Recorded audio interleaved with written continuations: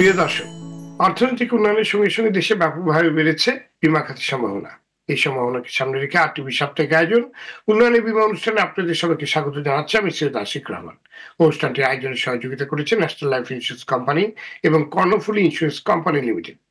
দর্শক, উন্নত এবং উন্নয়নশীল অনেক দেশের স্বাস্থ্য ব্যবস্থা ও চিকিৎসা সেবার মডেল গড়ে উঠেছে বীমা খাতের সঙ্গে সমন্বয় করে। ফলে সেসব দেশের চিকিৎসা ব্যয় মেটাতে গিয়ে জনগণ কিংবা সরকারকে খুব বেশি বেগ পেতে হয় না। অথচ বাংলাদেশে শুধুমাত্র চিকিৎসা ব্যয় মেটাতে গিয়ে প্রতি বছর ৮০ লাখ বা ৪% বেশি মানুষ নতুন করে দারিদ্র্য সীমা নিচে নেমে যাচ্ছে। তাছাড়া সারা দেশে ভারসাম্যপূর্ণ এবং নির্ভরযোগ্য চিকিৎসা ব্যবস্থা গড়ে না ওঠায় সামান্য চিকিৎসার জন্যও মানুষ নগরমুখী হচ্ছেন।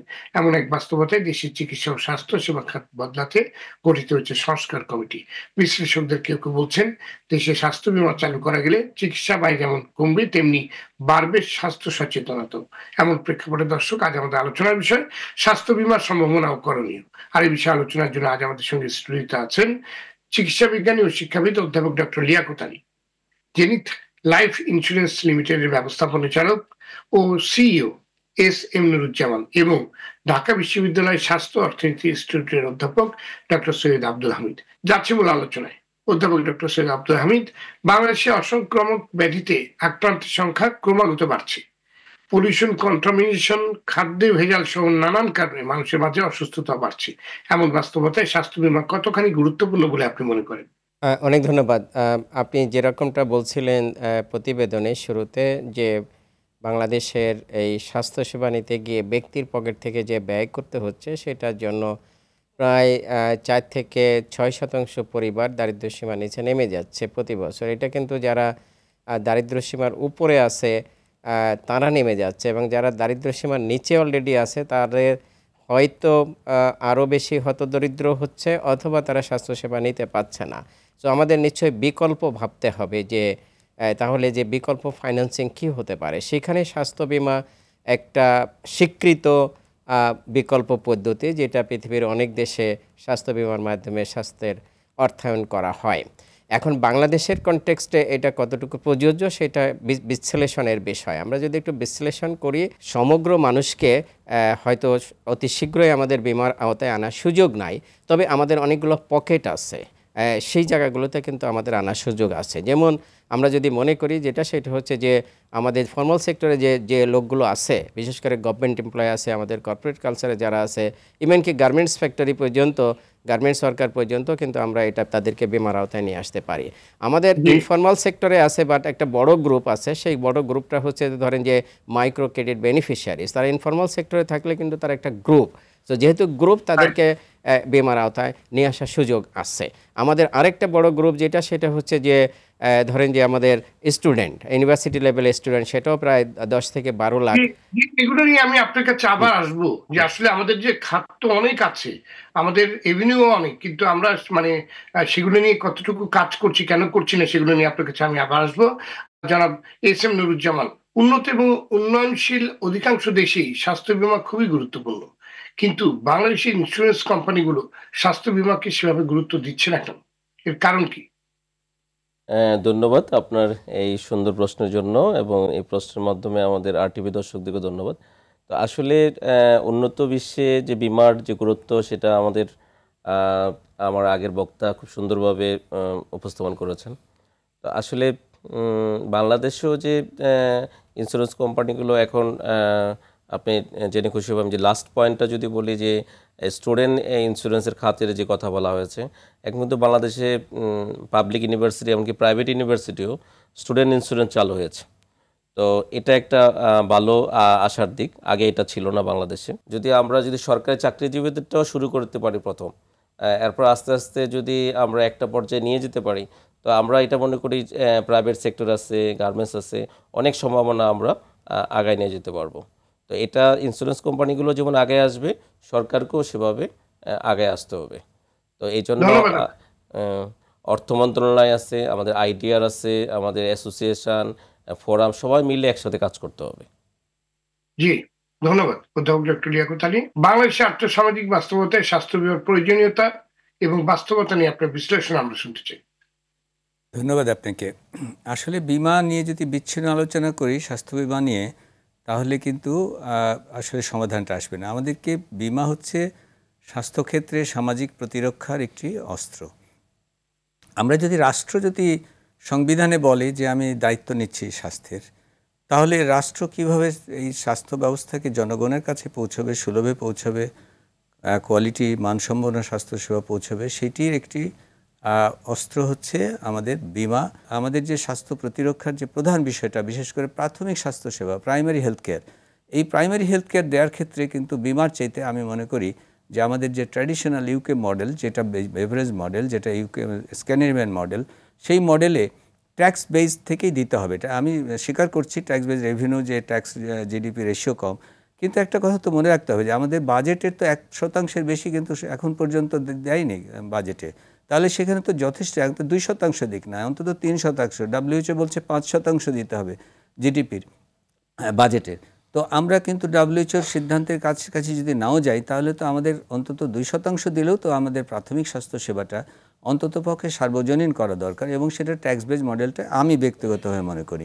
ধন্যবাদ আপনাকে অধ্যাপক ডক্টর সৈয়দ আব্দুল হামিদ। বাংলাদেশের অধিকাংশ মানুষই ইন্স্যুরেন্স প্রিমিয়ামকে বাড়তি ব্যয় বলে মনে করে, বোঝা মনে করে। এমন বাস্তবতায় বাংলাদেশের স্বাস্থ্য বীমা সাধারণ মানুষের দোরগোড়ায় নিয়ে যাওয়ার উপায় কি, শুনবো আপনার কাছে, তবে ছোট্ট একটি বিরতির পর। দর্শক, উন্নয়নী বীমা অনুষ্ঠান নিচ্ছে ছোট্ট একটি বিরতি, ফিরছে অল্প সময়ের মধ্যে, সাথেই থাকুন। দর্শক, বিরতির পর আবার স্বাগত উন্নয়নী বীমা অনুষ্ঠানে। সঙ্গে আছে আমি সৈয়দ আশিক রহমান। আজ আমাদের আলোচনার বিষয় স্বাস্থ্য বীমার সম্ভাবনা ও করণীয়। আমরা ফিরছি আলোচনায়। অধ্যাপক ডক্টর সৈয়দ আব্দুল হামিদ, বিরতির আগে যে প্রশ্নটি আপনার কাছে আমার ছিল যে, যেখানে বাংলাদেশের অধিকাংশ মানুষই ইন্স্যুরেন্স প্রিমিয়ামকে বাড়তি ব্যয় মনে করে, বোঝা মনে করে, সেখানে স্বাস্থ্য বীমার সাধারণ মানুষের অন্তর্ভুক্তি কিভাবে সম্ভব? কি ধরনের চ্যালেঞ্জ আপনি দেখছেন? অনেক ধন্যবাদ। দেখুন, স্বাস্থ্য বীমার বিষয়ে আমি যেটা বলছিলাম যে আমাদের সামগ্রিকভাবে সব মানুষের জন্য এই মুহূর্তে স্বাস্থ্য বীমা চালুর সুযোগটা বাংলাদেশে কম। তাহলে কি করা যেতে পারে সেটা হচ্ছে যে কতগুলো গ্রুপের কথা বলছিলাম, শেষে স্টুডেন্টদের কথা বলছিলাম, এবং এখানে আরও একটা বড় গ্রুপ আছে, সেটা হচ্ছে যে আমাদের প্রায় 19.5 কোটি মোবাইল ফোন ইউজার আছে। সো এটা একটা বিশাল গ্রুপ। এরকম গ্রুপকে যদি আমরা বীমার আওতায় নিয়ে আসতে পারি, তাহলে হচ্ছে যে সরকারি সিস্টেম থেকে যে সেবাটা দেওয়া হচ্ছে তার উপরে আমাদের তো বেশি সেবা লাগে। আমরা যেটা করতে পারি সেটা হলো বিমা বা বিমার আকারে একটা তহবিল গঠন করতে পারি, এবং সেখান থেকেও কিন্তু ফাইন্যান্স করা যেতে পারে। তো আমি মনে করি যেটা যে সমস্ত জায়গাগুলোতে আমাদের বিমা প্রয়োগ করার সুযোগ আছে, সেখানে যদি আমরা করি তাহলে বিমার প্র্যাকটিসটা চালু থাকলো। জি, ধন্যবাদ আপনাকে। জনাব এস.এম. নুরুজ্জামান, দেশের স্বাস্থ্য ও চিকিৎসা ব্যবস্থার সংস্কার কমিশন হয়েছে, তো কমিশনের কাছে আপনাদের বা বেসরকারি খাতের প্রত্যাশা কি? হ্যাঁ, ধন্যবাদ আপনাকে। আসলে স্বাস্থ্য বিমার এই যে মানে স্বাস্থ্যের যে কমিশনটা খুবই নতুন হয়েছে, তো আমরা মনে করি এইটার জন্য কমিশন আসলে আমাদের সাথে একটা মত বিনিময় সভা করতে পারে যে আমরা আসলে কি মানে আসলে চাই শিক্ষাক্ষেত্রে, যাতে সব স্টুডেন্ট প্রাইমারি স্কুল থেকে আরম্ভ করে এখন ইউনিভার্সিটি স্টুডেন্ট পর্যন্ত যাতে বাধ্যতামূলক স্বাস্থ্য বিমার আওতায় আসে, সে কাজটা আসলে সংস্কার কমিটি থেকে যদি আসে তাহলে এটা সবাই মানে গ্রহণ করবে। এটা হোক সব কোম্পানিগুলোর জন্যই উন্মুক্ত হোক, এটা একটা মানে ইস্যু হতে পারে। আমরা নিরাপদ সড়ক চাচ্ছি, কিন্তু নিরাপদ স্বাস্থ্য দরকার। সেখানে তো প্রতিদিনই তো আমাদের রোড অ্যাক্সিডেন্ট হচ্ছে। সবার জন্য একটা খুব মিনিমাম সাইজে যদি আমাদের একটা স্বাস্থ্য বিমা আমরা করতে পারি, তাহলে আমরা যে স্বাস্থ্যের যে সংবিধানের যে স্বাস্থ্যের যে আমাদের একটা সরকার দায়িত্ব নেবে, সেটা আসলে নেওয়ার সুযোগ সরকারও পাবে এবং মানুষও উপকৃত হবে। জি, ধন্যবাদ আপনাকে। অধ্যাপক ডক্টর লিয়াকত আলী, স্বাস্থ্য বীমার রূপরেখা নিয়ে সংস্কার কমিশন কি ভাবছে?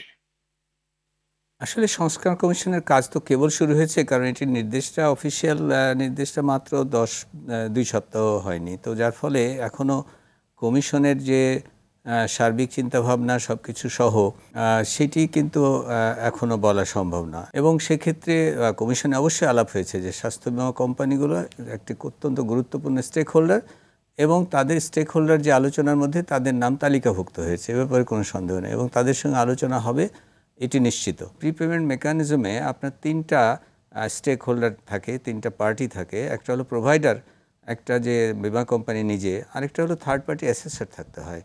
এবং সেখানে যদি একটা সুশাসন না থাকে, তাহলে যদি প্রোভাইডার নিজেই অ্যাসেসর হয়, সেখানে কিন্তু এটি কখনোই কিন্তু সফল হবে না। আবার যদি উন্নয়নের বিমা কোম্পানি নিজে অ্যাসেসর হয়, সেটাও সফল হবে না, কারণ প্রত্যেকের একটা নিজস্ব ভেস্টেড ইন্টারেস্ট থাকে, এটা মানুষ স্বাভাবিকভাবে প্রত্যেকটা গ্রুপ তাদের একটা ইন্টারেস্ট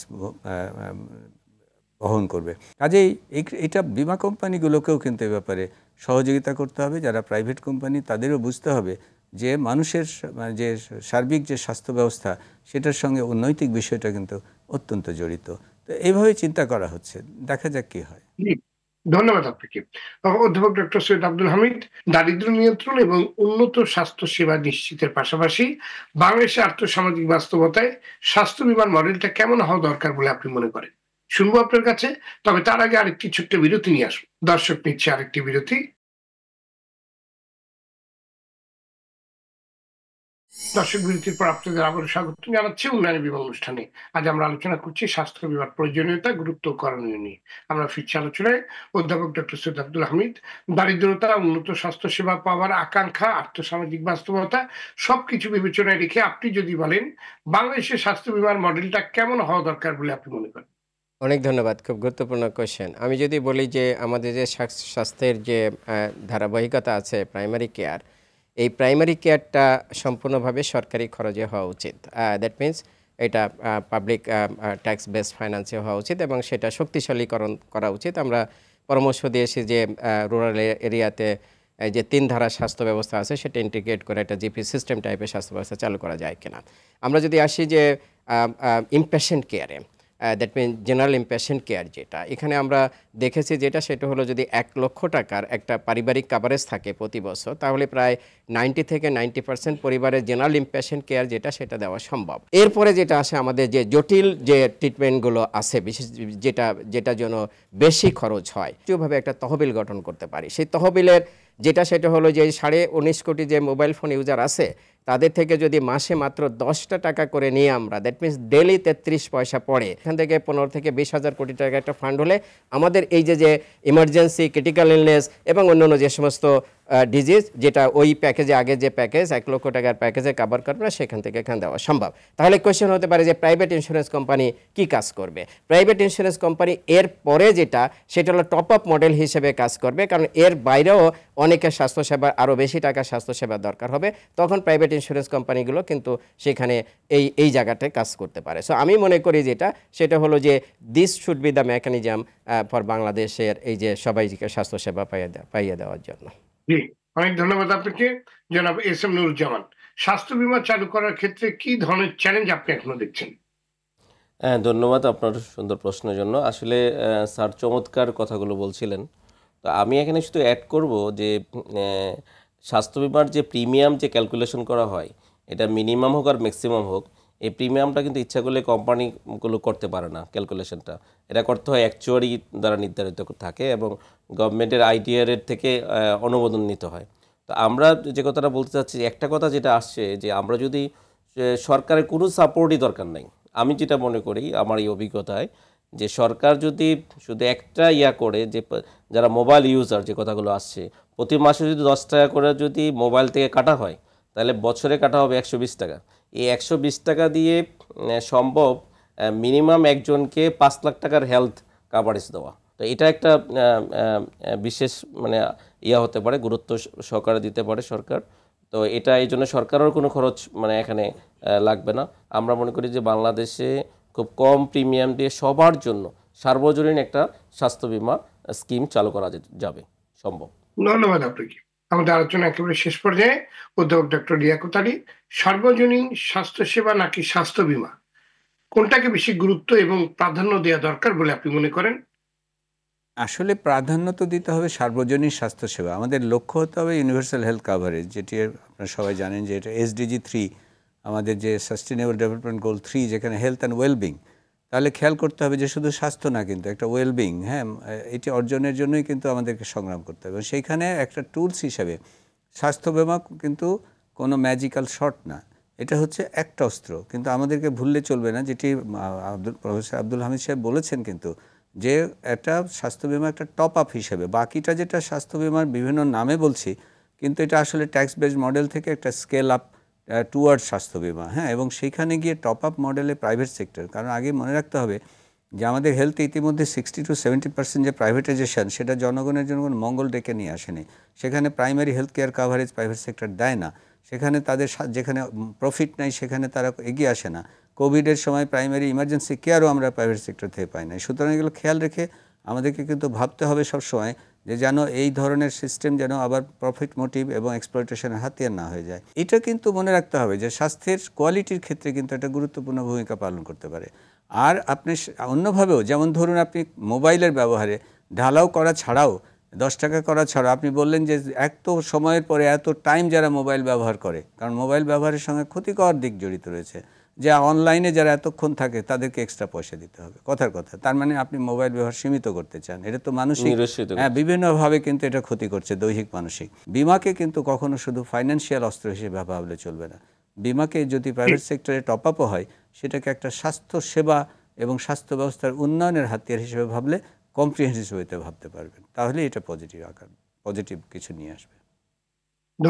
ধন্যবাদ আপনাদের সবাইকে আজকে আলোচনায় যোগ দেওয়ার জন্য। দর্শক, স্বাস্থ্য বীমা চালু করা গেলে একদিকে ব্যক্তির যেমন চিকিৎসা ব্যয় কমবে, তেমনি কমবে সরকারের ভর্তুকি, বিস্তৃত হবে সামাজিক সুরক্ষা বলয়। তবে বাংলাদেশের আর্থসামাজিক বাস্তবতায় স্বাস্থ্য বীমা চালু করবার পথে বেশ কিছু প্রতিবন্ধকতাও আছে।